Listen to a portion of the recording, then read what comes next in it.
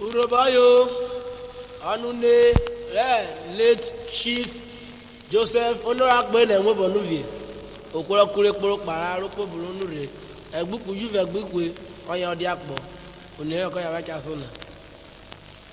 Joseph, yeah, the fire power man, you know, and the fire power man.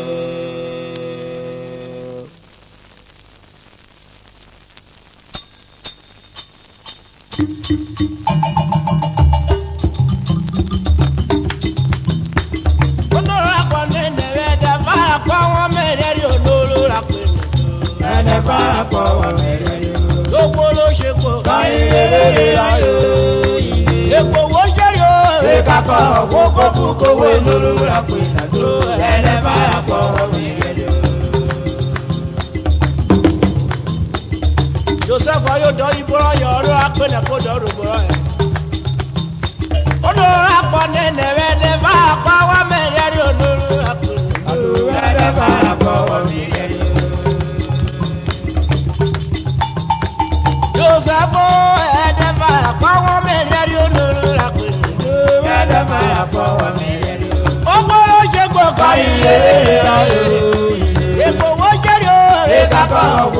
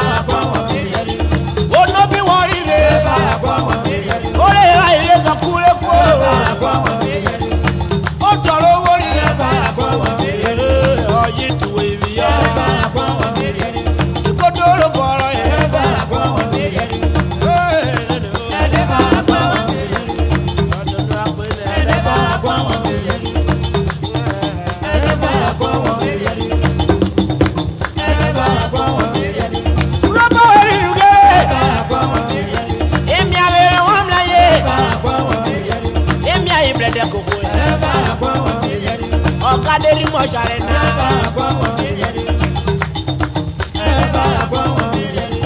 Madamu Oti. Ayamu gbígbé rami.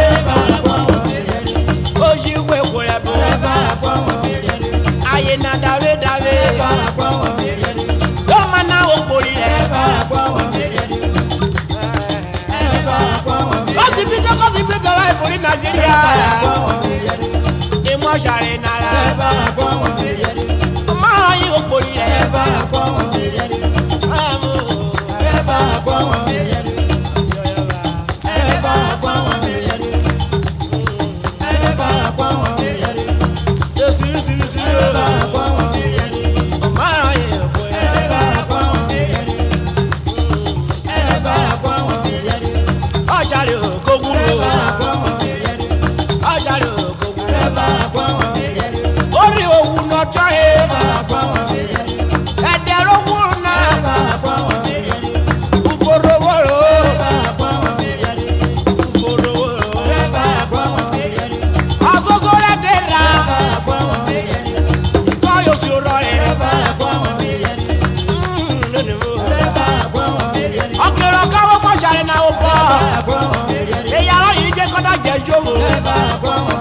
Madamu ti kọ èké kọ. Yasọ̀kẹ́ àná. Èmọ̀rẹ̀ yàrá jẹ́ yòówó. Madamu ti kọ èké ayé.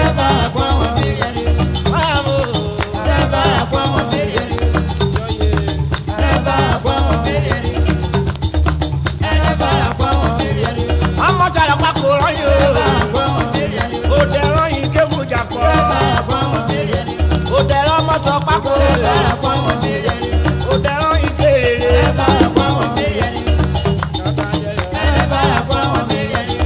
gbogbo yẹra yóò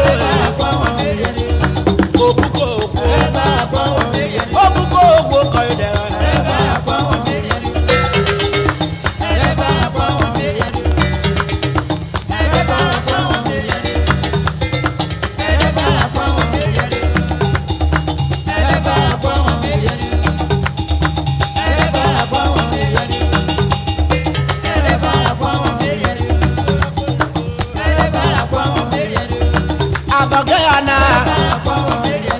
Amọ̀tàlẹ̀ pàkó rọ́yò.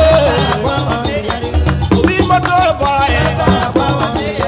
Amọ̀tàlẹ̀ pàkó rọ́yò. Òbí mọ́tò bọ̀rọ̀ yẹn.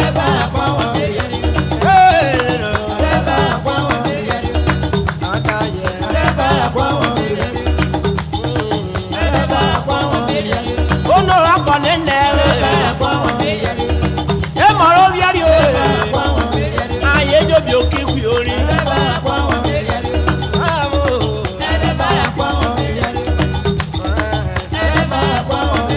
Ọjà ìnáwó wù lọ́jọ́ yìí. Madamu Oti. Obìnrin ọ̀dà dùn wò. Ọ̀dà dùn wúro gbogbo. Owó kan ẹ̀ ọ̀rà. Ìwúrọ̀ kúlẹ̀ pé jóbi o. Ayé dátọ́ mu o. Ajìrì lòmùjọ́ náà sí ẹ̀fọ́.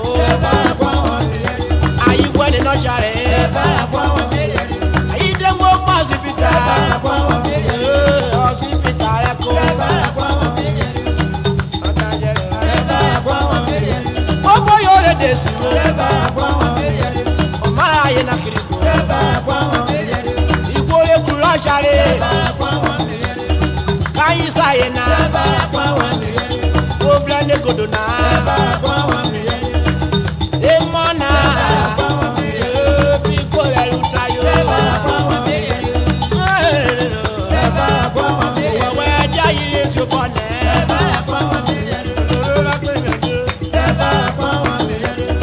Madamu Oti. Oye bí kò rí ìrírò kẹ́. Ìkò rí ìrírò kẹ́ náà. Òdẹ̀rọ̀ kò kiri ìṣàdí o. Àyírí ìṣàdí ọmọ ọ̀run kòkòrò.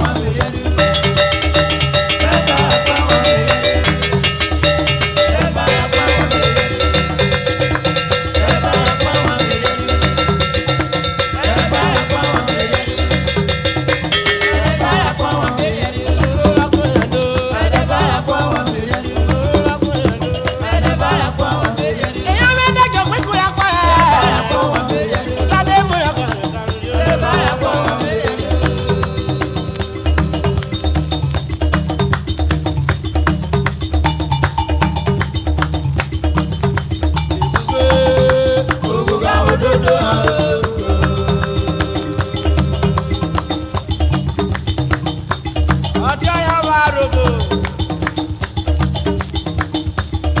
ọjà ìnáwó kùnú ẹ̀dẹ̀rọ̀kù nànà kùnú madam ó ti wọ́n fi ẹ́.